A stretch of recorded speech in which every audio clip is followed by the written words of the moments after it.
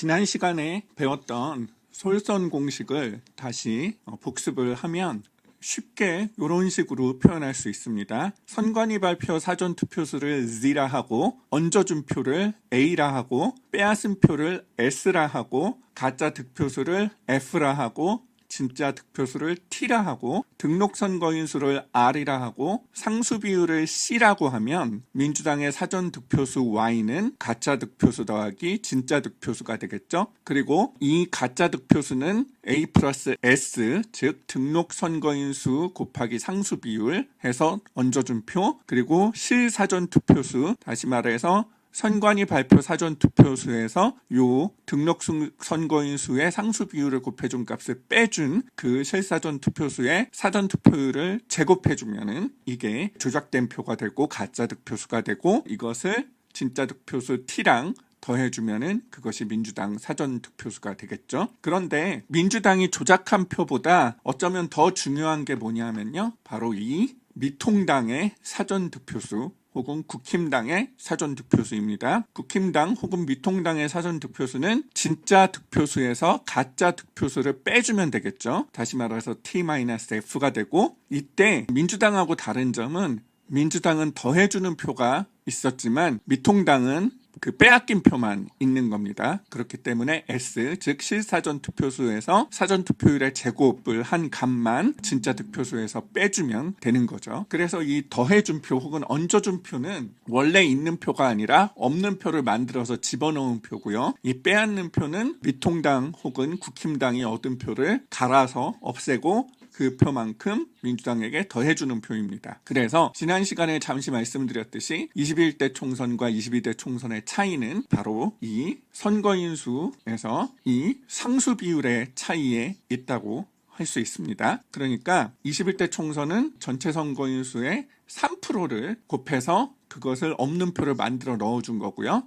22대 총선은 1%만 곱해서 이 표를 만들어서 넣어준 겁니다. 왜 그러냐 하면 21대 총선보다 22대 총선이 사전투표율이 훨씬 높았기 때문에 만약에 3%를 했으면은 뭐 한 200석 전부 다 가져갈 수 있었을 거예요. 그렇기 때문에 사전투표율에 따라서 너무 차이가 비현실적으로 나지 않도록 하기 위해서, 혹은 전국을 다 쓸어버리는 그런 말도 안 되는 결과가 나오지 않도록 하기 위해서 저런 식으로 상수 비율로 간단하게 조절을 해준 겁니다. 지난 시간에는 민주당이 빼앗은 표만 혹은 더한 표만 생각을 했었는데, 그거만큼 중요한 것이 국힘당의, 혹은 제가 이걸 잘못 썼는데 21대는 미통당이죠. 21대 서울지역 미통당의 사전선거 득표율을 비교를 하면은 이렇게 거의 차이가 없습니다. 이것도 솔선 공식에 의해서 아까 말씀드린 대로 더하는 표는 없고 사전선거 투표율의 제곱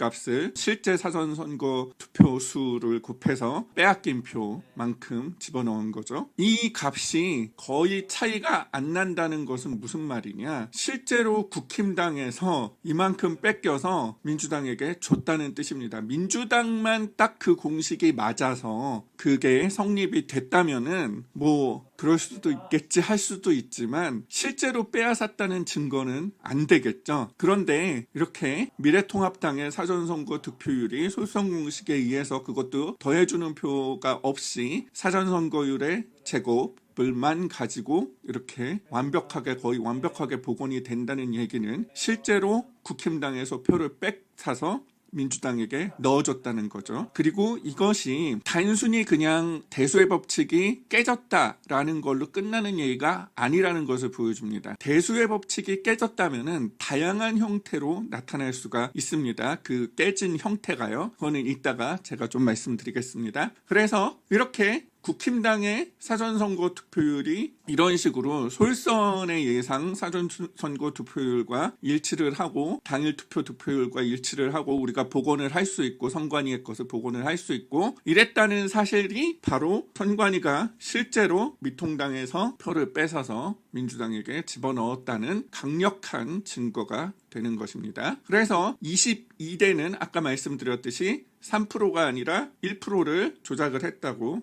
말씀드렸습니다. 그래서 여기서는 1%의 차이가 나죠. 실제로 그렇게 해서 복원이 될까요? 자, 이것이 선관위가 발표한 민주당 사전선거 득표율입니다. 그리고 이것이 상수 비율을 1%로 조정을 하고 사전선거 득표율의 제곱을 실제 사전선거 득표수랑 곱해서 더해준 값을 가지고 복원한 값입니다. 거의 일치하는 것을 알 수 있습니다. 즉 21대와 22대는 동일한 수식에서 제가 지난 시간에 말씀드린 대로 상수 비율을 조정하는 것만으로 쉽게 부정을 일으켰다는 뜻이 됩니다. 그래서 당일 투표 득표율도 솔선 예산 사전 투표 득표율과 거의 유사하게 나타나는 것을 알 수 있고, 이를 통해서 우리는 실제로 지난 22대 선거도 대소의 법칙이 원래대로라면 성립했을 거라는 것을 알 수가 있습니다. 또한 민주당이 국힘당에서 표를 훔쳐와서 조작을 했다는 것은 이렇게 국힘당의 사전선거 득표율이 선관위 발표 사전선거 득표율과 유사하다는 것, 그러니까 솔선 공식으로 부정선거 사전선거 득표율을 복원한 것이 선관위 발표 국힘당 사전선거 득표율과 유사하다는 것을 통해서 실제로 국힘당에서 훔쳐서 민주당에 집어넣었다는 것을 알 수 있습니다. 그리고 국힘당의 당일 투표 득표율이 역시 솔선이 복원한 예상 사전 투표 득표율과 유사하다는 것을 볼 수 있습니다. 이것을 통해서 또 우리는 22대에도 원래대로라면 대소의 법칙이 완벽하게 성립을 했었다. 그런데 더하는 표 1%하고 그 사전선거 득표율의 제곱을, 투표율의 제곱을 민주당이 국힘당에서 뺏어서 자기 당에 집어넣음으로써 부정을 일으켰다라는 것을 이 그래프를 통해서 한 번에 알 수가 있습니다.